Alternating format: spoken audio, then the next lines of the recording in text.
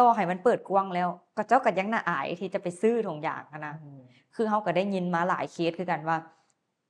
ผู้ชายก็เจ้าบ่กล้าไปซื้อแล้วให้ผู้หญิงไปซื้อให้โอ้บางเทื่อทั้งผู้หญิงทั้งผู้ชายทั้งน่าอายบัดนี้เรื่องเพศศึกษาก็สิเว้าแล้วมันก็บ่แม่นเรื่อง18บวกเสมอไปอืมเป็นหยังคนเฮาจึงบ่ค่อยล้มกันเรื่องนี้อันที่หนึ่งเลยมันมาจาก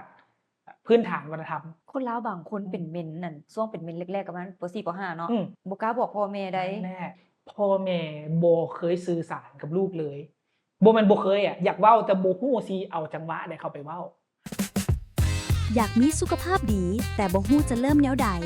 มาฟังแหนะพอดแคสต์เรื่องเพศศึกษานะเป็นเรื่องที่ว่าปกติหรือว่าเป็นเรื่องแบบลับๆบ่แล้วเป็นหยังคนคือแบบเลือกที่จะบ่เว้ากันหั้นนะจริงๆในมุมมะให้มันก็หลายอย่างเนาะเอาแม็กกี้ก่อนซะเอาแม็กกี้คือว่าเป็นหยังคนจึงบ่ค่อยอยากเว้าเรื่องนี้ซะแบบ1ก็เป็นเรื่องส่วนตัวแน่อืหั้นมนะ2มาก็รู้สึกขึ้นว่าเว้าไปแล้วแบบเฮาเบิ่งคือคนเปื้อนบ่อืมคือคนแบบลามกบ่หั้นอา นะโอเคก็เป็นมีส่วนในมุมของอ้ายซึ่งเรื่องเพศศึกษาก็สิเว้าแล้วมันก็บ่แม่นเรื่อง18บวกเสมอไปอืมแต่คันเว้าเรื่องเพศศึกษาในความเข้าใจของหลายๆคนอ้ายบ่ฮู้ว่าหลายคนเข้าใจเรื่องเพศศึกษาลักษณะใด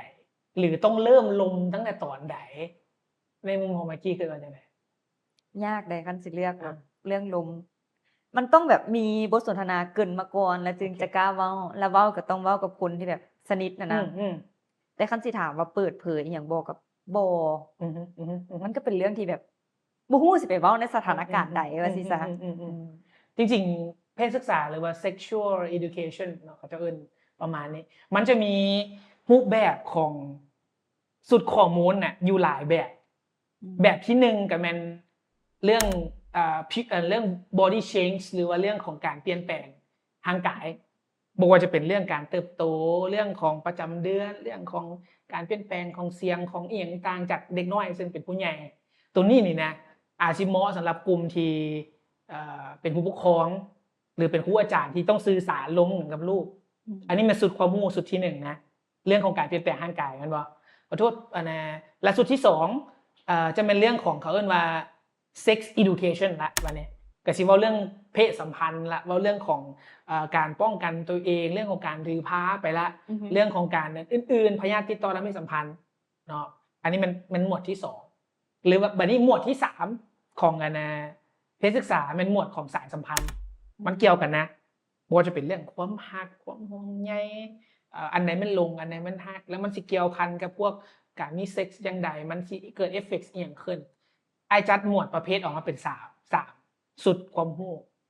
แต่ละสุดความรู้หั้นน่ะก็ต้องได้สื่อสารหลายวิธีต้องได้ล้มหลายรูปแบบคือพลาดนำกัน อะฮะคือคำถามเบื้องต้นที่แม็กกี้ถามนะครับว่าเป็นหยังคนเฮาจังบ่ค่อยล้มกันเรื่องนี้อันที่1เลยมันมาจากพื้นฐานวัฒนธรรมของบ้านเฮาพื้นฐานวัฒนธรรมบ้านเฮามันจะเป็นพื้นฐานวัฒนธรรมที่เป็นประเพณีของพุทธเนาะพุทธกึ่งๆพราหมณ์แด่แล้วส่วนใหญ่เวลาเว้าเรื่องเพศเรื่องเซ็กซ์เรื่องอิหยังต่างเรื่องที่มันเป็นอยู่ที่ลับๆต่างๆมันค่อนข้างเป็นประเพณีที่สังคมสร้างเอามันน่าอายมันบ่ควรมันบ่งาม อือฮึนะมันเป็นบุญพื้นฐานของคนในสังคมที่เชื่อกันแบบนั้นแต่ความเป็นจริงก็คือถ้าไปเบิ่งฝั่งของยุโรปเบิ่งของอเมริกาหรือเบิ่งของบางประเทศที่ค่อนข้างมีการศึกษาที่ล้ำสมัยอะนะเขาเจ้าจะมีวิธีการเซตอัปแบบที่อ้ายเว้าอือฮึเรื่องการเปลี่ยนแปลงร่างกายเจ้าควรล้มแบบนี้เรื่องของเซ็กส์เจ้าควรเริ่มแบบนี้ในช่วงวัยจักปีเรื่องสายสัมพันธ์เจ้าควรเรื่องแบบนี้แล้วอันนี้เราก็อยากรู้กันว่าปกติแล้วอายุจักปีบัดนี้จึงแบบเฮารู้เรื่องนี้แล้วมันอืมจึงเป็นเรื่องที่แบบว่าเป็นเอิ้นว่าสามารถรู้ได้อืหั้นนะมๆๆๆ หรือว่าบ่มีอายุจำกัดหรือว่าควรจำกัดอายุไว้โอเคอ้ายก็บ่ฮู้เนาะว่าควรเริ่มจักปีตรงๆนะแต่ว่าอืมในตามข้อแนะนำตามบทเรียนตามหยังต่างๆซะยกตัวอย่างญี่ปุ่นมันจะมีประเพณีอันหนึ่งที่พ่อแม่จะล้มเรื่องเพศกับลูกตั้งแต่อายุยังน้อยอือฮึล้มตอนไหนคือเอาตรงๆเนาะตั้งแต่ตอนลูกฮู้ความ4-5ปีขึ้นมาลูกฮู้แล้วว่าแม่นอิหยังเป็นอิหยังอันนี้มันหัวอันนี้มันมืออันนี้มันแขนอันนี้มันขาพ่อแม่เวลาที่เขาเจ้าแบบอาบน้ำให้ลูกเขาเจ้าก็สิบอกว่าอันนี้แม่นเอ่อ สร้างน้อยของลูกเด้อสร้างร้อยนี่ใส่ไว้เฮ็ดอีหยังเนาะพ่อแม่ผู้หญิงเวลาผู้หญิงเขาก็สิอธิบายว่าลูกใหญ่มาลูกสิอันน่ะมีหน้าอกใหญ่ขึ้นได้ลูกสิเป็นประจำเดือนได้ประจำเดือนมันแม่นอีหยังเขาเจ้าสิเริ่มปูความรู้ให้ลูกตั้งแต่ช่วงอายุประมาณเนี่ย6ปี7ปีเข้าเพราะว่าบางคนผู้หญิงก็9ปี10ปีก็ประจำเดือนมาแล้ว คนลาวบางคนเป็นเมนนั่นช่วงเป็นเมนแรกๆก็ประมาณป .4 ป .5 เนาะ อืม บ่กล้าบอกพ่อแม่ได้ นั่นแหละ เอ๊ะซื้อประจำเดือนมาจังได๋จังได๋ตกใจเลือดออกซินะ นั่นแหละคือมันเป็นสุดความรู้ที่พ่อแม่บ่เคยสื่อสารกับลูกเลยบ่แม่นบ่เคยอ่ะอยากเว้าแต่บ่ฮู้สิเอาจังหวะใดเข้าไปเว้าในภาคเข้าก็เขินๆบ่ฮู้สิเว้าจังได๋บ่ฮู้สิเริ่มจังได๋แต่ว่าของต่างประเทศยกญี่ปุ่นมาอีกเขาเจ้าล้มกันจังซี่เลยอาบน้ำกันเจ้าก็สิแนะนำให้กันว่าลูกเป็นจังซั่นจังซี่เบิ่งคือมันลามกแต่ว่ามันเป็นการแนะนำข้อมูลให้ลูกได้เกี่ยมโดยเฉพาะมันผู้หญิงหรือผู้ชาย เพราะว่า9ปี10ปีผู้หญิงบางคนเป็นประจำเดือนละคือน้องเว้า แม่น ถ้าเขาบ่ฮู้หรือบ่มีไผแนะนำเขามาก่อนสิ่งที่มันเกิดขึ้นก็คือย้อนกลับไปตอนอ้ายยังเป็นเด็กน้อยซะหมู่อยู่ในโรงเรียนเดียวกันถูกล้อย้อนเราเป็นประจำเดือน แบบล้อเลียนน่ะถูกแบบบุลลีนะแล้วนั่งอยู่ลือๆแล้วก็ซึ้งๆแล้วลุกขึ้นแล้วมีเลือดเต็มอยู่แล้วคนในห้องอะนะบุลลีเราโอ้เลือดออกจังซั่นจังซี่เราบ่มาโรงเรียน2อาทิตย์ เป็นปุ่มเลยเนาะ ปุ่ม แบบนี้ เฮาบ่ฮู้ว่ามันเป็นอีหยัง อืม เอาตรงๆแล้วอันน่ะผู้ที่เป็นหมู่เฮาที่ถูกบุลลีก็บ่ฮู้ว่าสิจัดการกับตัวเองแบบใดย้อนเขาจะบ่มีข้อมูลเนาะ ได้ให้ไปหาอาจารย์ก็ได้ช่วยอันนั้นอันนี้แต่ก็อาจารย์ก็บ่ได้มีจังหวะแนะนำเพราะตอนนั้นจิตมันตกอยู่ก็เลยว่าพ่อแม่ควรจะเริ่มปลูกความรู้เรื่องนี้ให้ลูก ตั้งแต่ตอนยังน้อยจะคือมันเป็นเรื่องลามก เป็นเรื่องเปลี่ยนแปลงร่างกายนี่นะลูกใหญ่มาลูกสิเสียงแตกเด้อลูกใหญ่มาลูกสิมีหนวดมีเคราเด้อนอกจากมีหนวดอยู่นี่แล้วสิมีอยู่บางคนก็มีอยู่บางคนก็มียืนลุ่มแล้วแต่ก็ต้องได้เว้าชัดเจนบ่คนเกิดหายเนาะผู้หญิงกับคนบอกว่านมสิใหญ่ขึ้นเด้อเรื่องปกติเนาะบรรทายลูกสิใหญ่ขึ้นแล้วก็ลูกก็สิเป็นประจำเดือนแม่นหยังเมื่อเป็นแล้วลูกสิเฮ็ดจังไดหาจังหวะบอกเขาว่าลูกควรมีผ้าอนามัยไปพกคันบ่มีลูกสิต้องไปห้องน้ำหรือว่าไปขอกับครูก็ได้เพราะว่าครูส่วนใหญ่เขาเจ้าก็มีติดอยู่โรงเรียนอยู่แล้วแหละ ครูผู้หญิงต่างๆเขาก็มีเรียนผ่าอนามัยอยู่เนาะสอนวิธีแบบนี้ อันนี้มันช่วงเป็นเด็กน้อยที่กำลังจะก้าวเป็นวัยรุ่นเราควรจะแนะนำหรือหาโอกาสเรื่องนี้ ภาษาอังกฤษเอิ้นว่า golden time พ่อแม่สิมีโอกาส เพียงครั้งเดียวเท่านั้น หรือบ่เกิน2ครั้งที่จะล้มเรื่องนี้กับลูกคันกายไปแล้ว เจ้าเสียโอกาสค้ำๆไปเลือกลูกจะบ่มาปรึกษาเรื่องนี้กับเจ้าเลย เอิ้นว่าเฮาสิเสียโอกาสในการเป็นที่พึ่งทางใจให้ลูกฉะนั้นควรจะปูเรื่องนี้ให้มันเป็นเรื่องปกติของครอบครัวเนาะพ่อแม่จังเป็นที่พึ่งของลูกได้ แล้วเด็กน้อยผู้ชายเด้บัดนี้ แล้วไหนนะครับ เด็กน้อยผู้ชายเด้แบบอันเมื่อกี้นี่เขาเว้าเรื่องประจำเดือนจะเป็นเด็กน้อยผู้หญิงเนาะแล้วส่วนเด็กน้อยผู้ชายพ่อแม่แบบมีการโอ้ล้มหรือเว้านำจังใดอะนะ จริงๆเด็กน้อยผู้ชายก็สุดความรู้แบบเดียวกันเด็กน้อยผู้ชายก็ควรได้ให้กับเจ้าฮู้ว่าผู้หญิงก็ต้องเป็นประจำเดือน ผู้ชายมันก็ต้องมีฝันเปียกผู้ชายเป็นฝันเปียกเรื่องปกติฝันว่าไปมีเพศสัมพันธ์กันแล้วกับผู้ใดคนหนึ่งแล้วมันหลั่งออกมาปกติช่วงนั้นเป็นช่วงที่บอกว่าเจ้านะกำลังสิกลายเป็นผู้ใหญ่แล้วก็ต้องได้บอกชัดเจนว่าเมื่อเจ้ามีฝันเปียกแบบนี้ถ้าเจ้าไปมีอย่างกับผู้ใดแล้วบ่ป้องกันไม่ใช่เจ้าติดพยาธิเจ้ามีลูกได้เขาต้องเอาสุดความรู้ตรงนี้เข้าไปให้กับเจ้าคือกันแต่ผู้ชายอาจจะเริ่มทราบกว่าผู้หญิงก็ได้ผู้หญิงอาจจะเริ่มปลูกไปตั้งแต่อายุ 7-8 ปีผู้ชายอาจจะไปปลูกตอน9 ปี 10 ปีก็แล้วแต่เนาะแต่ว่าควรจะปลูกช่วงนั้นอันนี้มันสุดทบิตที่เป็นสุดความรู้นะควรเว้าเรื่องการเปลี่ยนแปลงของร่างกาย แล้วสุดที่2ได้ปะเนี่ย สุดที่2มันว่าเรื่องของเพศศึกษาหรือเพศสัมพันธ์ sex education นี่แหละควรจะเริ่มเป็นช่วงที่ผู้หญิงเริ่มเป็นประจำเดือนละเพราะเขาเจ้าฮู้ว่าหลังจากเป็นประจำเดือนแล้วร่างกายจะสิเปลี่ยนแล้วใดแล้วผู้ชายมันอยู่ในวัยที่เริ่มมีฝันเปียกแต่อาจจะเป็น11 12บางคนก็13แล้วแต่อยู่ในช่วงม.ต้นนี่นะควรจะมีสุดความรู้เรื่องการมีเพศสัมพันธ์เข้าไปเขาต้องได้เว้าชัดเจนว่าเมื่อผู้หญิงเป็นประจำเดือนสิ่งที่เกิดขึ้นก็คือเจ้าสามารถถือพาได้เมื่อเจ้าไปมีหยังกับไผบ่ป้องกันเจ้าก็ถือพามีลูกแต่เจ้าก็ต้องได้ยกข้อมูลบ่จะเป็นเรื่องว่าถือพาแล้วมันส่งผลกระทบต่อร่างกายเจ้าจังได ถือพาแล้วมันขาดเจ้าบ่พร้อมมันสิเกิดอีหยังขึ้น เจ้าหาเงินบ่ได้มันสิเกิดหยังขึ้นลูกเกิดมาอาจจะเสี่ยงนั่นเสี่ยงนี่เฮาก็ต้องได้ให้ข้อมูลที่เป็น fact information ข้อมูลสุดความรู้ความจริงให้กับลูกหรือว่านักเรียนอาจารย์เองกับคนมีวีซ่าก็จริงมันมีอยู่แล้วแหละ มต้นรู้สึกว่าเริ่มแล้วม3ม4มีนะวีซ่าเพศศึกษาเข้าไปตามหลักสูตรของกระทรวงศึกษาเพิ่นก็สิเว้าเรื่องนี้เนาะบางโรงเรียนแอดวานซ์ไปจนถึงขั้นการสอนใช้ทุกอย่างได้ไหม อ๋อเขาก็ได้เรียนตอนช่วงมปลายช่วงมปลายก็จะสิแบบมีอันเขาเจ้าเอิ้นหยังเนาะองค์กรว่าหรืออีหยังเขาจะเข้ามาสอนมาหยังหั้นนะแล้วไอ้ซ้ำคิดว่าคันตามปัจจุบันเนี่ยเนาะเฮาควรมีแบบความสัมพันธ์เนี่ยนะมีเพศสัมพันธ์เนี่ยนะช่วงอายุเท่าใดจึงแบบควรมีหั่นน่ะบ่ควรน้อยกว่านี้หรือว่า ตอนนี้หั้นคิดได้แต่บ่ฟ้าวจังซี่หั้นนะ คำถามปราบเซียนกันน่ะเด้ คำถามนั่นแหละคำถามปราบเซียนว่าอุ๊ยเฮาควรมีเพศสัมพันธ์ตอนอายุจักปีหรือเขาควรมีจักปีวะมันก็เว้าบ่ได้เอาตรงๆนะตั้งแต่อดีตถึงปัจจุบันเรื่องเพศสัมพันธ์มันอยู่กับสังคมมนุษย์มาตั้งแต่มีมนุษย์นะแต่เขาแค่เขาบ่ยกมาเว้าเป็นกิจลักษณะไอ้เคยไปอ่านนั่นอันน่ะตำราเก่าของกรีกของยุคเมโสโปเตเมียนะประมาณ 5,000 กว่าปีก่อนเฮ้ยมันมีรูปแต้ม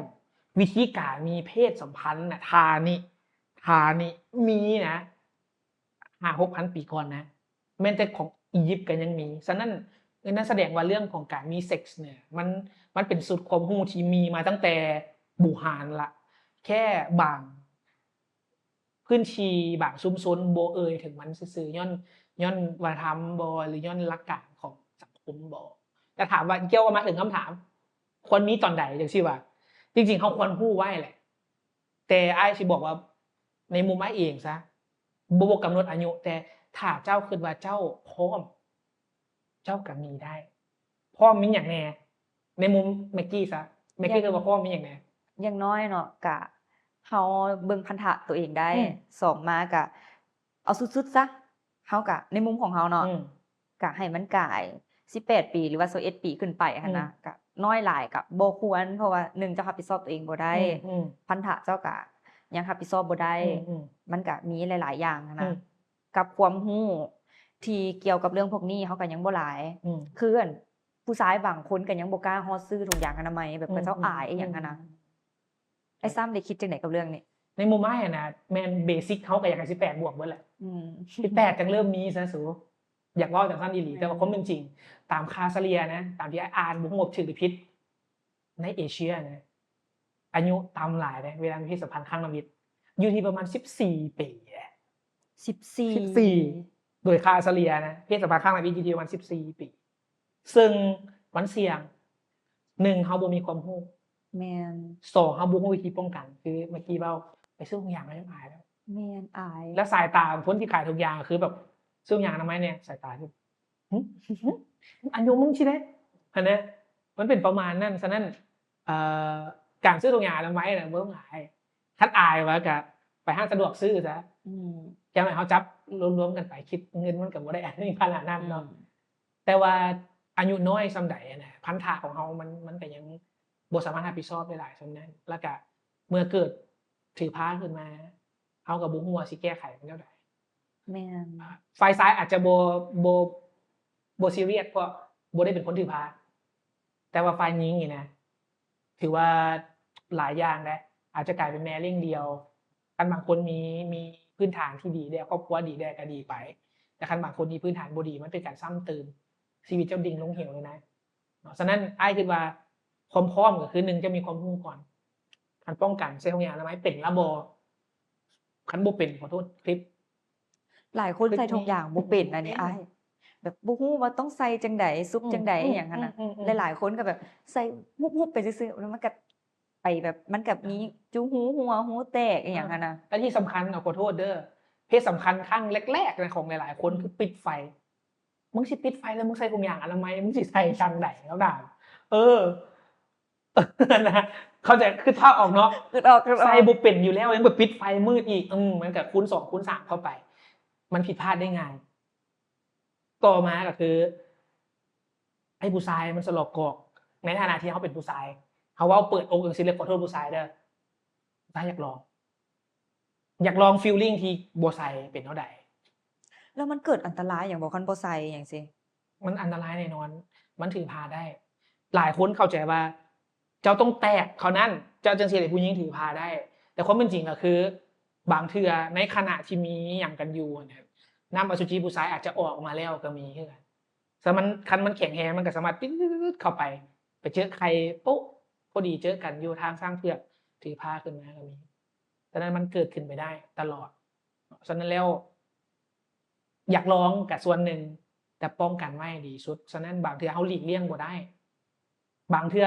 บางเทื่อนี่2ฝ่ายก็อยากลองเบิด2แต่ให้คิดกูต้องป้องกันก่อน เพื่อปัญหาบ่เกิดขึ้นในอนาคตเนาะบางคนวัยรุ่นบางคนขอชมเชยนะ เขาศึกษาก็จะฮู้วิธี ผู้ชายบ่อยากใส่ผู้หญิงก็ต้องต่อรองว่าจังได๋ก็ต้องใส่บ่ซั่นก็บ่ต้องเฮ็ดอีหยังนั่นแหละบ่ต้องอีหยังเกิดขึ้นถ้าว่าหลีกเลี่ยงบ่ได้ให้ต่อรองว่ามีการป้องกันเกิดขึ้น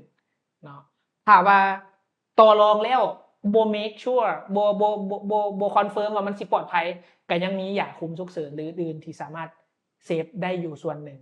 แต่ยาคุมฉุกเฉินนี่มันกินหลายก็บ่ค่อยดีต่อผู้หญิงนะก็มันก็ฉุกเฉินคำว่าฉุกเฉินก็ใช้เฉพาะฉุกเฉินแม่นแต่มันก็บ่ได้ 100% ว่ามันป้องกันการถือพาได้สมบูรณ์แบบ มันเกิด side effect บางอย่างได้คือกันเนาะบางคนแบบย้อนกับเจ้าอั่นบ่ได้ศึกษาเรื่องนี้มาหั้นนะก็เจ้าก็แบบบ่ใส่ถุงเนาะบัดแล้วกับผู้หญิงก็กินบางคนน่ะคนๆหนึ่งน่ะกินกาย5เม็ดก็มีโอ้ก็อันตรายอยู่แม่นมันอันตรายแล้วก็เฮ็ดให้มีลูกยากบ่อิหยังมันก็มีเอฟเฟกต์มันเนาะพวกก็คืออ้ายเว้าแหละยาคุมฉุกเฉินกินเฉพาะตอนฉุกเฉินเท่านั้นแม่นแล้วก็ปัจจุบันนี้น่ะมันบ่แม่นแต่การถือพาเด้ปัจจุบันคือเฮาได้ยินข่าวว่าปี2025อัตราการเพิ่มขึ้นของคนติดเชื้อ HIV นะสูงขึ้นหลายเฉพาะเคสอยู่ของหมอเศรษฐาอย่างเดียวน่ะก็ยังเกือบ350กว่ากรณีนะ HIV เอดส์พยาธิติดต่อเพศสัมพันธ์หนองในหอนไก่ซิฟิลิสไล่มาเป็น20พยาธิหลายเนาะหลายเนาะหลายโดยเฉพาะแม่นพยาธิที่เป็นเรื่อยๆที่เราเห็นนะมีหนองในหอนไก่ซิฟิลิสเนาะมันเป็นพยาธิที่ว่าความจริงแล้วไปศึกษาลึกๆนะส่งผลต่อการใช้ชีวิตประจำวันหลายเหี่ยวเจ็บเหี่ยวแสบมันมีกลิ่นขอโทษแบบคนอยู่ข้างเจ้าก็ยังได้กลิ่นนะเจ้าใช้ชีวิตลำบากหลายแล้วคันเป็นพยาธิติดต่อทางเพศสัมพันธ์เบิ่งคือมันบ่เป็นตาย้านแต่บ่ควรไปเสี่ยงนำมันบอกตรงๆเพราะขอโทษเด้อเฮาบ่ฮู้ว่าหน้าตางามๆหน้าตาดีๆใส่สูทผูกไทขี่รถหรูๆข้างในเขาสิมีพยาธิบ่เฮาบ่ฮู้เลยมันจะบางเทื่อเจ้าตัวก็ยังบ่ฮู้น่ะเพราะพยาธิติดต่อทางเพศสัมพันธ์มันติดกันได้ค่อนข้างง่ายถ้าเจ้าบ่ป้องกันบางพยาธิป้องกันก็ยังติดฉะนั้นอันตรายป้องกันดีกว่าเพิ่นก็จะมีคำเว้าว่าวิธีเดียวที่สิหลีกเลี่ยงการถือพาได้ 100% กับพยาธิได้ 100% คืออีหยังการบ่มีแม่น 100% การบ่มีเพศสัมพันธ์เพราะมันถือพากัน 100% เนาะบางคนขอโทษเนาะเขาจะว่าเอาคันเฮาอยากเฮาอยากฮู้เฮาอยากลองเฮ็ดแนวใดอ้ายแนะนำเลยซอยตัวเองคือสมมุติคันถ้าบ่ต้องการมีเพศสัมพันธ์ได้ผิดบ่ก็บ่ผิดเด้บ่ผิดทั้งเรื่องของกฎหมายก็บ่ผิดเรื่องความสัมพันธ์ก็บ่ผิดบางคนเคยได้ยินคำว่ามีหยังกันเพื่อพิสูจน์รักแท้เคยได้ยินแต่มันก็เป็นคำเว้าเก่าๆอะนะเก่าเองเป็นวลีเก่าของรุ่นพวกอ้ายซะก็แม่นแต่ว่าปัจจุบันบ่ฮู้เขาใช้คำเว้าจั่งใดร้องว่าบ่มั่นใจเว้ยแต่ว่ามันก็สิมีอันคือบางคนเนาะเฮาฮักกันเจ้าฮักข้อยข้อยฮักเจ้าสิแต่ว่ามันก็สิมีเป็นเพศทางเลือกบางเพศเนาะที่ว่าเฮาคบไผก็ได้หรือว่าเฮาอาจจะคบแต่หญิงๆหรือชายๆคบหญิงคบชายแต่ว่าเฮาบ่ได้ต้องการที่จะแม่นแบบกับเจ้ามีความฮักแต่กับเจ้าบ่ได้มีอารมณ์ด้านนี้หั้นน่ะก็บ่ผิดเด้บ่ผิดมันเป็นเรื่องปกติอยู่แล้วบางเทื่อเฮาบ่ต้องการเฮาอยากมีความสัมพันธ์คือไอ้เว้าหั่นแหละว่าสุดความรู้ที่3มันเว้าเรื่องอิหยังสายพัวพันความรักแม่นบ่เฮาต้องให้ความรู้ทั้ง3สุดความรู้ตัวนี้ตัวที่แม็กกี้เว้าสิเกี่ยวข้องกับสุดเซตที่3ว่ามีฮักกันต้องจำเป็นต้องมีบ่เพศทางเลือกเป็นแนวใดฮักกันเป็นแนวใดอันนี้มันเป็นเซตความรู้ที่3ที่เฮามีแล้วสมมุติ คันเฮาบ่มีแล้วมันบ่ได้ผิดหยังเลยสามเว้าเนาะแต่ว่าคนที่ว่ากับเจ้าแบบเป็นสู้เป็นแฟนกันซี้นะสิบ่ผิดใจกันวะ โอ้เป็นคำถามยอดนิยมเลยแหละเขาเห็นในหนังในละครในซีรีส์หลาย แม่น เนาะในซีรีส์ก็คือส่วนใหญ่แล้วความต้องการทางเพศเป็นปัจจัยหลักของการมีสายพัวพันธุ์ที่ดีซึ่งกันและกันมันปราศจากบ่ได้ เพราะว่าบางคนเนี่ยคิดว่าเวลามีอย่างกันแล้วสายพัวพันธุ์มันสิสนิทแน่นหลายขึ้น สายพัวพันธุ์มันสิดีขึ้นเฮาสิฮักกันหลายขึ้น บางคนคิดจังซั่นซึ่งบางคนก็เป็นปัญหาแหละมันขึ้นกับความต้องการของครูนั่นฉะนั้นก่อนตอนที่พวกเจ้าล้มกัน เป็นแฟนเป็นสู้กัน หรือคบกันนะเราต้องเข้าใจอีกฝ่ายว่าฝ่ายนั้นนะจุดประสงค์ของการเป็นแฟนเป็นผัวเป็นเมียเขาแม่นหยัง ต้องเกิดการตกลงกันเนาะ เขาต้องฮู้บ่มันตกลงเขาต้องฮู้ก่อน ถ้าว่าฝ่ายนั้นนะมีความต้องการทางเพศอยู่เรื่อยๆแน่นอนเขาอาจจะบ่ตอบโจทย์เขาเจ้าก็มีถ้าว่าคบกันไปด้วยความรักเขามีเงินสุดท้ายเขาเป็นคนที่ต้องการ เขาเอาน้ำเฮาบ่ได้สิ่งที่เกิดขึ้นก็คือน อกใจ เขาต้องไปหาทางอื่นกะหาทางอื่นมี2แบบก็ไปซื้อกินทางนอก ซื้อกินแบบบ่ผูกพันกับแบบที่2คือแบบนอกใจแล้วมีโลกที่2โลกที่3ไปเลยเนาะการมีอีหยังกับคนอื่นน่ะมันมีหลายเงื่อนไขนะแบบทั่วไปบางคนน่ะไปซื้อกินธรรมดาที่แบบมีหยังจบบ่ต้องผูกพันเฮาเห็นมีเคส by เคสไปเรื่อยๆเนาะ ยกแยก จบแยกก็คือซื้อกินแล้วจบบ่ว่าจะเป็นผู้ชายซื้อผู้หญิงซื้อผู้ชายซื้อผู้ชายแล้วแต่มันจะเป็นแบบแก้คัดความต้องการแบบนั้นไปซื่อๆเนาะแบบที่1แบบที่2ก็คือแบบข่อยต้องมีอีกตัวตนนึงไปเลยคือเราเห็นเป็นข่าวเนาะมันเกิดขึ้นได้คำถามของแม็กกี้ก็คือเป็นไปได้คันบ่มีหยังกันสำหรับบางครูเป็นเรื่องใหญ่นะคันมีหยังกันแล้วมีปัญหาก็เป็นเรื่องใหญ่เรื่องบนเตียงเรื่องถึงเตียงมันค่อนข้างเป็นเรื่องละเอียดอ่อนแหละบ่มีหยังกันเลยก็เป็นเรื่องก็มีหรือคันมีหยังกันแล้วมันเลื่อยเกินไปก็เป็นเรื่อง ก็มีอีก หรือมีหยังกันแล้วมันแบบขอโทษไว้เกินไป เจ้าแล้วแล้วข่อยบ่แล้วมันเลิกเข้าไปอีกเด้มันเรื่องนี้มันยาว มันเป็นมหากาพย์เลย แล้วเฮาต้องแบบเริ่มลมน้ำกับเจ้าจังใดคนที่แบบเป็นแฟนเป็นผัวเป็นเมียหรือว่าแบบเป็นสู้เป็นแฟนกันช่วงแรกๆสิเนาะบางเทื่อจะเว้าเรื่องนี้ก็เป็นเรื่องที่น่าอายได้เฮาควรเว้าจังใดให้มันแบบบ่เกิดการเขินการอายหรือว่าการแบบเสียหยังซี้นะ จากประสบการณ์ของอ้ายเองเด้อบ่ฮู้ว่าถูกว่าผิดแลกเปลี่ยนกันซะเอ่อเมื่อกี้ก็น่าจะมีแฟนเอาของมุมของแม็กกี้ก่อนอ้ายสิแชร์เอามุมแม็กกี้ก่อนแม็กกี้เริ่มจังได๋หรือว่าแนวใด เขาเป็นคนที่บ่อาย โอเค เขากับเป็นคนเว้าไปเลยอะนะ สำหรับอ้ายเองนะการเริ่มความสัมพันธ์แบบสุภาพก็คือเริ่มต้นด้วยการสื่อสารก่อนเราต้องสื่อสารแบบแนวใดก็ได้มันกงไปกงมาเนาะเริ่มด้วยการตั้งคำถามบ่เริ่มด้วยการแลกเปลี่ยนประสบการณ์บ่หรือเริ่มด้วยการยกเคสบางอย่างที่มันเกิดขึ้นจริงในสังคมมาเว้าสื่อสารให้ฮู้ซึ่งกันและกันว่าเจ้ามีไลฟ์สไตล์แบบต้องมีเพศสัมพันธ์ใดข่อยมักแบบนี้ได้ข่อยบ่มักแบบนี้หรือคบกันบนพื้นฐานอีหยังเนาะแบบที่1แบบต่อมาก็คือการให้เกียรติซึ่งกันและกันเป็นสิ่งสำคัญนะหลายคนมักคิดว่าคบกันแล้วข่อยเป็นเจ้าของเจ้าต้องฟังข่อยอยากเฮ็ดหยังกับเจ้าก็ได้อยากถ่ายคลิปอีหยังก็ได้แต่ความเป็นจริงแล้วคือการมีความสัมพันธ์ที่ดีซึ่งกันและกันต้องรับฟังว่าเขาเจ้ามักหรือบ่มักเขาเจ้าพร้อมหรือบ่พร้อมแต่คันสมมุติบางเทื่อผู้ชายซะฮู้ว่าผู้หญิงบ่มักมีเพศสัมพันธ์บ่พร้อมที่จะมีเพศสัมพันธ์ก็บ่ควรไปบีบคั้นกับเจ้าบีบแนวใดเอาความรักมาบีบเอาแบบเงื่อนไขข้อแม่มาบีบมันเกิดขึ้นหลายเคสแหละเจ้ารักข่อยแท้ก็เฮาก็ต้องมีหยังกันเนาะหรือคันบ่ได้มีหยังกันเฮาก็เลิกกันได้มันมีได้บางเคสนะมันเป็นเอาความสัมพันธ์มาบีบกันฉะนั้นเฮ็ดแนวใดก็ได้ให้มันเข้าใจซึ่งกันและกันรับฟังให้เกียรติและเคารพอันนี้เป็นพื้นฐานที่สำคัญและคันว่าบ่ให้เกียรติบ่เคารพกันนี่มันเฮ็ดให้ความสัมพันธ์มันบ่ดีอันนี้มันเป็นชุดความคิดที่3ที่ไอ้จัดหมวดไว้เนาะมีชุดที่1ชุดที่2กับชุดที่3บ่เรื่องสายสัมพันธ์เนาะแล้วก็ใส่ใจซึ่งกันและกันฮู้จุดประสงค์ของการมีความสัมพันธ์ว่าเฮามีความสัมพันธ์กันย้อนอีหยังบางคนเนี่ยมีความสัมพันธ์ย้อนความรักอยากส่งเสริมซึ่งกันและกันอยากสร้าง สิ่งดีๆให้เกิดขึ้นเช่นว่าอยากสร้างสาไปนำกันบางคนก็ตรงๆมีอะนะความสัมพันธ์กันย้อนอยากมีเซ็กซ์ซื่อๆก็มีฉะนั้นอย่าหลงอย่าเอาความหล่อความงามมาเป็นตัวล่อ อย่าเอาความรวยความหรูมาเป็นตัวล่อต้องไปเบิ่งจุดประสงค์ของการ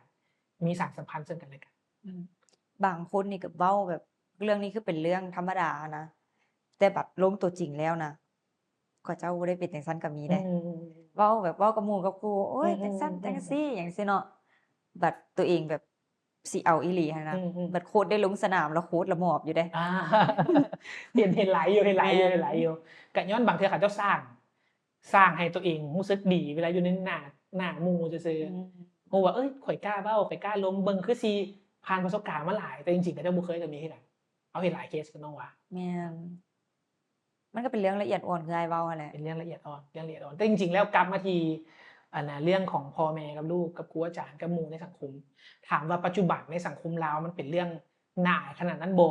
ปัจจุบันนะ มันถูกผ่อนลงไปหลายเติบด้วยการศึกษาที่ดีขึ้น ด้วยสังคมที่เปิดกว้างเรื่องโซเชียลมีเดียเนาะมันบ่จำเป็นต้องเว้ามันก็ต้องเว้าเพราะลูกทุกมื้อนี้มันสามารถเข้าถึงคลิปเข้าถึงรูปภาพลามกได้แบบง่ายๆเห็นคนเต้นโชว์ทุกอย่างมันก็ขึ้นอารมณ์ได้ต่างๆฉะนั้นพ่อแม่ต้องได้ลมละครูอาจารย์ก็ต้องบ่อายละเรื่องนี้ อืม เป็นเรื่องปกติ ขอโทษเป็นเรื่องปกติคันเฮาคิดว่าเป็นเรื่องปกติเฮาก็สามารถเว้าได้แลกเปลี่ยนได้ก็บ่แม่นเรื่องน่าอายเนาะแต่คันเมื่อใดก็ตามที่เขาเริ่มเว้า แล้วหมู่หรือว่าคนอื่นเริ่มแบบอีนางนี่แบบบ่มีมารยาทเว้ยเท่านี้อันน่ะอิหยังก็ลามกเว้ยเขาสิบ่เว้าเรื่องนั้นเลย อันนี้นี่เป็นคำถามที่ผู้ใหญ่มักเว้าหลายคือกันว่าแบบยังเด็กยังน้อย เป็นหยังคือเอาเรื่องนี้มาเว้าซี้นะ อืม ว่าเป็นหยังคือเว้าเรื่องนี้เปื้อนแท้ อื ซี้นะ มๆๆก็บางเทื่อนะเนาะผู้ใหญ่เพิ่นก็อาจจะมีสุดคำเว้าที่เตือน อืม แบบเก่า แต่ความเป็นจริงก็คือมันเป็นคำเว้าในการตักเตือนซื่อๆคำเว้าในแบบนั้นมันเป็นคำเว้าที่แบบว่า อันเรื่องนี้น่ะจริงๆน่ะนะลูกควรเว้าแบบนี้เด้อแทนที่สิเป็นการเตือนน่ะเป็นการเว้าดัก อืม เป็นบ่ แม่นๆๆ เป็นบ่แทนที่สิเป็นการเตือนเว้าดักสมมุติเฮาบ่ฮู้ว่าการเล่นโทรศัพท์มันบ่ดีพ่อแม่มักเว้าให้เฮาก็คือฮู้บ่เล่นโทรศัพท์ดึกมันบ่ดีได้มันบ่ดีจังไดอะบ่มีอธิบายเกิดขึ้น แล้วเขาก็สิตั้งคำ แล้ ถาว ม เขาก็ บัด สิ นี้ ตั้งคำถามเนาะแต่ทั้งหมดทั้งมวลมันขึ้นกับวิธีการสื่อสารกับการยกตัวอย่างสำนั้นแหละ แต่บ้านเฮาก็คือบางเทื่อบางครอบครัวซะบ่ได้เรียนรู้วิธีการสื่อสารกับลูกขนาดนั้นฉะนั้นเป็นการเว้าไปมันเป็นการเว้าแบบปุก อืม ๆเด็กน้อยหรือว่าวัยรุ่นก็เลยรู้สึกย้านแล้วก็บ่อยากจะเว้าเรื่องนี้กับครอบครัวอีกประมาณนั้น แล้วเฮาสิเฮ็ดจั่งใดให้ผู้ชายแบบเขาเจ้ารู้สึกบ่อายในการที่จะซื้อถุงยางอนามัย แบบเดียวกับไอ้ซ้ำมันเว้ามาเนาะว่าเดี๋ยวนี้มันมีการเปิดกว้างมันก็ว่าแต่พวกสื่อพวกหยังมันก็หลายเนาะที่ว่าเขาเจ้าก็เปิดกว้างเรื่องนี้มาเว้าแบบเดียวที่เฮาเว้าคือกันหั้นนะ แต่ว่าแบบคือช่วงอายุส่ำเฮาหรือว่ารุ่นน้อยกว่าเฮาจังซี้นะก็ยังมีเดะต่อให้มันเปิดกว้างแล้วเขาเจ้าก็ยังน่าอายที่จะไปซื้อถุงยางหั้นนะ คือเฮาก็ได้ยินมาหลายเคสคือกันว่า ผู้ชายก็เจ้าบ่กล้าไปซื้อแล้วให้ผู้หญิงไปซื้อให้ โอ้ บางเทื่อทั้งผู้หญิงทั้งผู้ชายทั้งน่าอายบัดนี้ ทั้งน่าอายแล้วก็บ่พากันซื้อเบิดสองแล้วก็ร้องกันแบบผิดๆน่ะนะร้องกันสดๆแล้วมันก็เกิดท้องขึ้นมาหยังซี้ เฮ็ดแนวใดให้ผู้ชายบ่อายหรือผู้หญิงบ่อายในการซื้อ แม่น ขึ้นกับวิธีการซื้อหลายกว่า บางเทื่อเฮาอายที่เฮาย่างไปซื้อ มีอีกวิธีหนึงสั่งออนไลน์เฮาบ่ฮู้เนี่ยมันถึกอยู่ในกล่อง อืม คนส่งเขาก็บ่ฮู้ว่ามันในกล่องมันอีหยัง อืม สั่งมาเลยจิ้มแล้วเราก็ไปเอาอันนี้คือเป็นทางเลือกอีกแบบหนึงคือกัน หรือเลือกยี่ห้อที่มันคือขนมแพคเกจจิ้งมันคือขนมเลยแล้วก็บ่เขินเวลาเฮาสิซื้อคือกันนะมันมีหลายปัจจุบันแบบที่มันเป็นคือแบบขนมอมขนมหวานไปเลย บางเทื่ออยู่ในกระเป๋าเฮายังบ่ฮู้ซ้ำว่ามันเป็นถุงยางอนามัยเลือกวิธีนั้นก็ได้ แต่ว่าถามว่าสิเฮ็ดแนวใดให้บ่อายวะมันขึ้นกับ mindset ของคนในสังคมวิธีคิดโดยเฉพาะมันคนขาย อืม คันคนขายยังมีสายตาแบบ ว่าจังได๋จับผิดอยู่สายตาแบบเบิ่งว่าเด็กน้อยบ่ควรอยู่มันก็สิเป็นแบบนี้ไปเรื่อยๆมันต้อง2ฝากนะผู้ให้บริการกับผู้ขายก็ต้องได้เปลี่ยนความคิดใหม่ผู้ปกครองหรือคนในสังคมเองก็ต้องเปลี่ยนความคิดใหม่แทนที่สิไปเห็นถุงยางอนามัยในกระเป๋าลูกแล้วไปให้กับเจ้าเนาะก็อาจจะเฮ็ดมิดๆบ่ฮู้แล้วเขาก็อาจจะเนียนๆลมเรื่องนี้ไปในพักเข้าอีหยังก็ว่ากันไปได้คือกัน สมมุติถ้าว่าเฮาบ่ได้เกิดการสื่อสารกันที่ชัดเจนตั้งแต่เริ่มต้นแล้วหั้นนะเฮาควรเฮ็ดแนวใดแล้วมันจะเกิดหยังขึ้นบัดนี้หลักๆก็คือมันสิเกิดความสัมพันธ์ที่บ่ฮู้จุดประสงค์ว่าสุดท้ายเฮาล้มกันเฮาคบกันนี่นะบนพื้นฐานอีหยังแค่อยากมีหยังกันซื่อๆหรือแค่อยากอยากลองหรือแค่อยากหยัง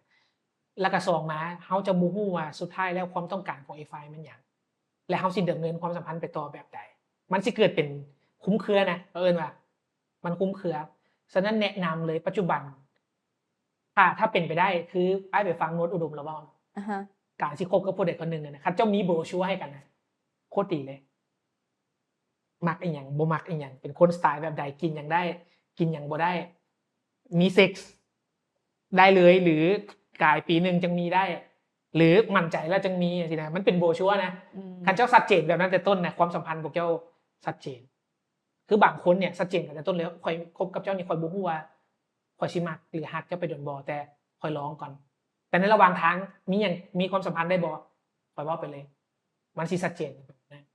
เนาะฉะนั้นงั้นก็แสดงว่าผู้หญิงหรือผู้ชายก็ตัดสินใจง่ายว่าข่อยสิคบต่อหรือข่อยสิล้มเลิกหรือข่อยสิพอสำนี้ถ้ามันชัดเจนกันแต่ต้นก็ดี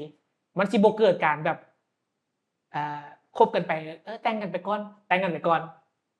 2-3 ปีก็หย่ากันห่างกันบางเทื่อมีลูกเกิดก็ยังปากันก็มีมันเกิดเหตุการณ์แบบนี้หลายอัตราการหย่าร้างมันก็สูงขึ้นถ้าว่าเฮาชัดเจนกันแต่ต้นเนี่ยนะมันสิบ่เกิดพวกสิ่งเหล่านี้หรือว่าเกิดอาจจะเกิดน้อยไอ้ซ้ำอยากแนะนำอหยังเกี่ยวกับแบบเรื่องนี้หั่นนะกับวัยหนุ่มบ่หรือคนกำลังสร้างครอบครัวหรือคนกำลังวางแผนในการที่จะมีลูกหรือแม้กระทั่งคนที่ติดพยาธิทางเพศสัมพันธ์แล้วเดี๋ยวนี้โอ้สำหรับพ่อแม่ก่อนซะเนาะที่มีลูกที่กำลังก้าวสู่วัยหนุ่มสาวสิ่งที่อ้ายแนะนำก็คือ1บ่อายที่สิล้มเรื่องนี้กับลูกหาจังหวะล้มก็ได้บ่ว่าจะเป็นตอนที่อยู่นำลูกพาลูกไปเล่นไปเที่ยวหรือเห็นอีหยังที่มันเป็นไวรัลปัจจุบันลูกเขาเจ้าฮู้อยู่แล้วล่ะเขาเจ้าเบิ่งสื่อออนไลน์ยกประเด็นนี้มาถามมาแชร์มาแลกเปลี่ยนกันอย่าสุดเป็นการสั่งแต่เป็นการบอกให้ฟังว่ามันเกิดอันนี้ได้มันมีแนวนี้ได้มันเป็นจังซั่นได้ลูกคิดว่าแนวใดและเด็กน้อยมันสิมีสุดความคิดของเขาเจ้าเองเขาเจ้าก็สิเว้าตัวเองมาแล้วเขาก็เพิ่มเติมข้อมูลตอนนั้นหาจังหวะล้มหรือบ่ก็แม่นตั้งใจนี่แหละล้มเรื่องนี้เลยถ้าว่าเขินอายให้แม่ล้มกับลูกผู้หญิงหรือให้เอื้อยล้มกับน้องผู้หญิงก็ได้ถ้าแม่เขินๆที่จะเว้าอันนั้นก็ปรึกษากันเนาะหรือให้อาก็ได้คนในครอบครัวนั่นแหละ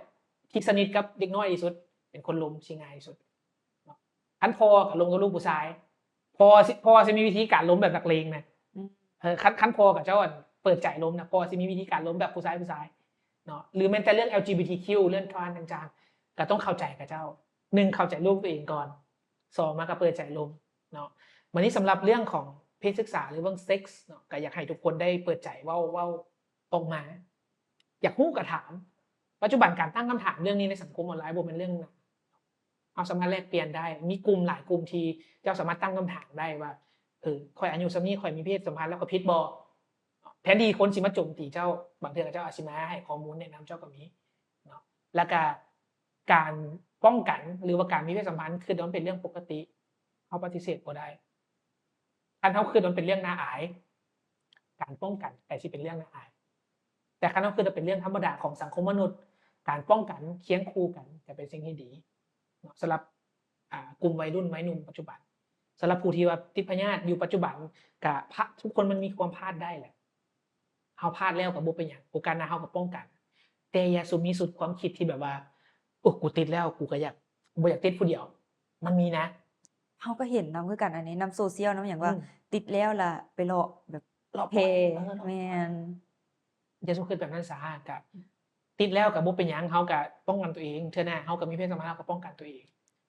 แล้วสมมุติคันเขาเจ้าเกิดอาการแบบติดแล้วเขาเจ้าแบบบ่กล้าไปไสบ่กล้าเจอหน้าไผหรือว่าแบบแฮ่งคิดน้อยเนื้อต่ำใจเจ้าของเลย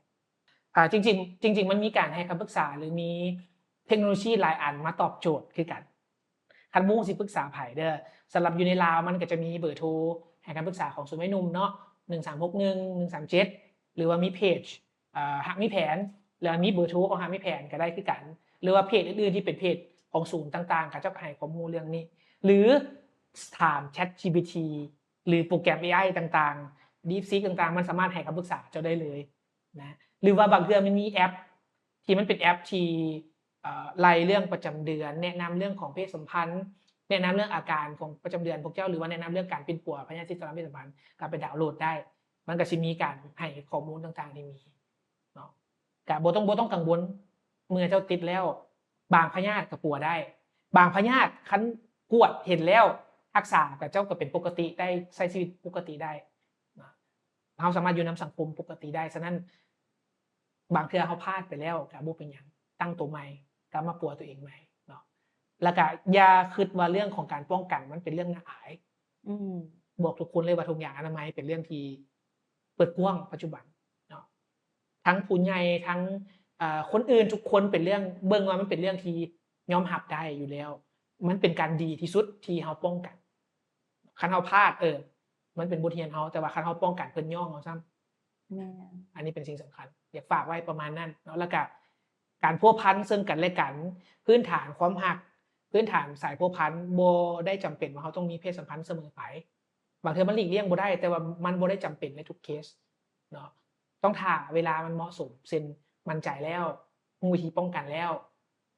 บ่มีภาระแล้วหรือว่าสามารถกุมตัวเองแล้วก็ถือว่าเฮาก็สามารถดำเนินกิจกรรมได้ปกติแล้วก็สุดท้ายสายสัมพันธ์ที่ดีเริ่มต้นด้วยความเข้าใจจริงใจเปิดอกล้มกันแชร์กันมักอีหยังบ่มักอีหยังรับฟังยอมรับและให้เกียรติอีกฝ่ายถ้าว่าบนพื้นฐานแล้วนี่มันดีถือว่าปัญหาต่างๆก็สิบ่เกิด